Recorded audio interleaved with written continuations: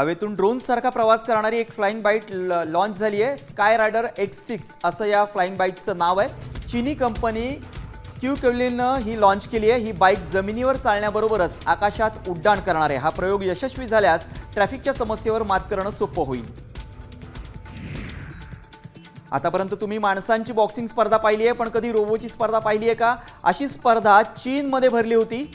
चीनमधल्या हाँगझाऊ इथं पार पडलेल्या या आगळ्या वेगळ्या स्पर्धेत 4 चीनी संघांनी आपले प्रगत लढाऊ रोबो एकमेकांसमोर उभे केले होते।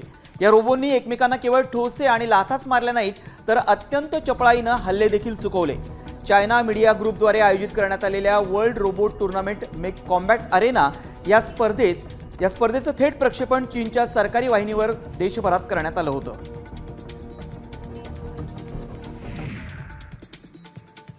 पॅरिसमधील जगप्रसिद्ध लू संग्रहालय कर्मचाऱ्यांच्या संपामुळे बंद ठेवण्यात आलंय। हे संग्रहालय आपल्या भव्यतेसाठी जगप्रसिद्ध आहे। या संग्रहालयात लिओनार्दो दा विंची या महान कलाकारानं बनवलेलं मोनालिसाचं पेंटिंग ठेवण्यात आलंय। या संग्रहालयाला भेट देण्यासाठी दरवर्षी लाखो पर्यटक इथे येत असतात, ज्यामुळे हे जगातलं सर्वाधिक भेट दिलं जाणारं संग्रहालय ठरलंय। मात्र हे प्रसिद्ध संग्रहालय कर्मचाऱ्यांच्या संपामुळे नुकतंच बंद करण्यात आलंय, त्यामुळे आश्चर्य व्यक्त होतंय। सतत वाढणाऱ्या गर्दीमुळे इथले सुरक्षा रक्षक आणि तिकीट एजंटांनी काम करण्यास नकार दिलाय।